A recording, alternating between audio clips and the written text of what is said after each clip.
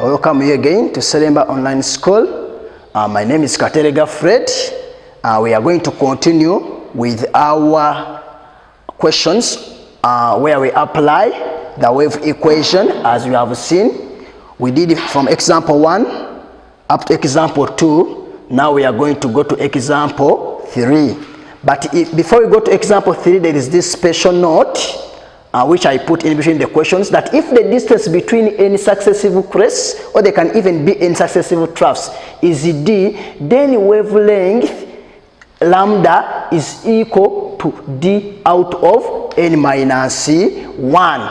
Remember, distance is equal to n minus 1 lambda in this case. If it is between where d is equal to the distance between any successive crests. They can be in successive crests or troughs. I can give you an example here. How many crests are you seeing here? You are seeing, this is one crest. In that case, 2, 3, 4. Are we there in that case?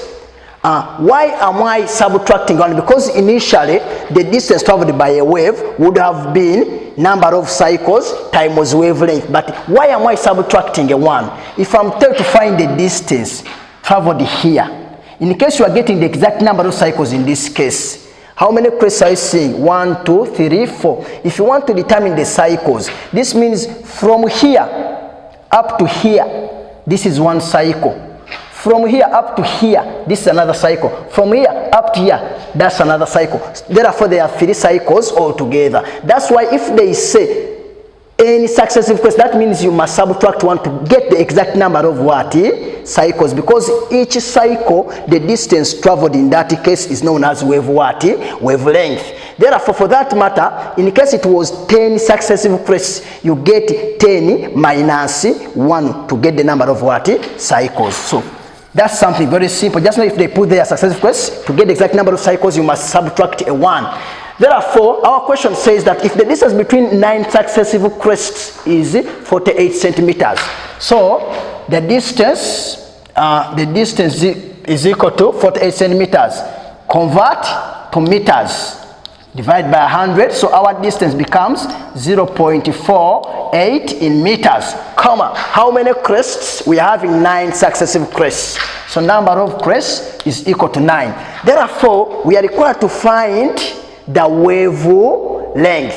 Therefore, wavelength lambda is equal to that distance out of, you can see from this formula, make lambda the subject, distance out of n minus 1. Therefore, lambda, but this formula only works if they say any successive crest, or they can say any successive troughs. So distance is equal to 0.48 divided by 9 minus 1. In this case, this is the same as 0.48 divided by 8. Very fast on your calc, 0.48 divided by 8.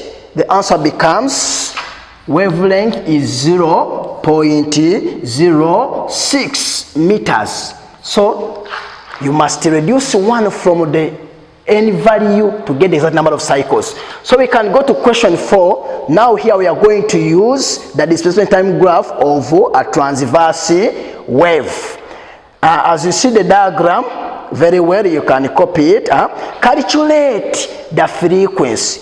You remember from our terms, question 4, Roman 1, from our terms, we say that frequency is the number of vibrations per watt per second. Number of cycles per second. So in this case, how many cycles do we have? Look at our diagram. If you get this crest, this one crest, and this one, so this is one cycle, then you move again 1.5, add this one, these are 2 cycles. So n is equal to 2 watt cycles. So what is the time taken for those 2 cycles? From here, look at the time axis up to where the cycles get done. the time is 0.4 seconds. Time is 0.4 what? Seconds. Therefore, frequency, you get it 2 divided by 0.4. In that case, get your calc very fast. 2 divided by 0.4, your frequency becomes 5 hertz. Are we there in that case? So we go to Roman 2. What does Roman 2 say? Period. Period. Now there are two ways of getting the periodic time. How do you note periodic time? This is capital T. I've told you, if you have the frequency, somebody can say, because period is the reciprocal of the frequency, is equal to 1 over f. Or another one can say period is equal to that time taken out of n.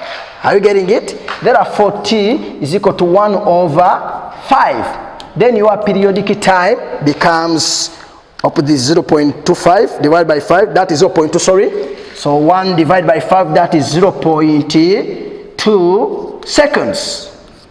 Are we there? So you can try using that formula. You get the same what? Answer. Divide by that. Then we go to Roman 3. Roman 3, amplitude. Amplitude. Now you remember we said that the amplitude is the maximum displacement of the particle from the rest position. So what the displacement? If this is the line of the disturbance, this is the rest position, or what we term as the equilibrium position of the particles. So the displacement from here up to here, from here up to here, what is that displacement? From here up to here, it is 0.5 meters. Just write it. So amplitude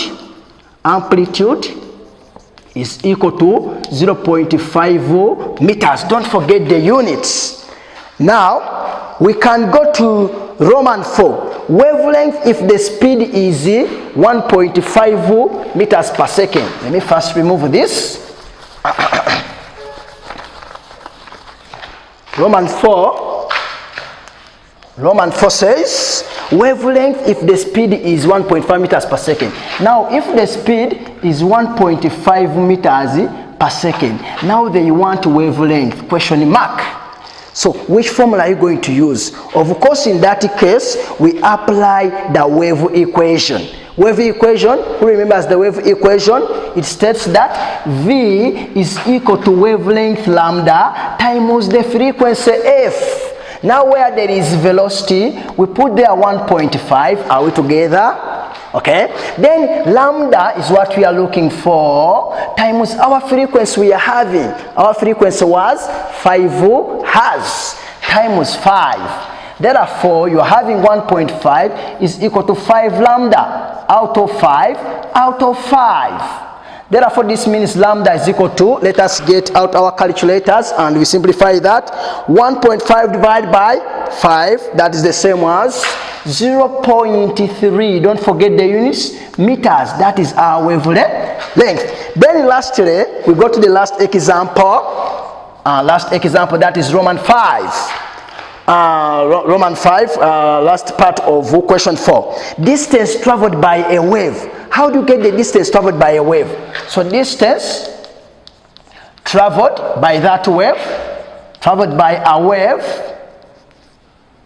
If the distance is x, in this case, traveled by a wave from here up to there, you get the number of cycles times the wave what?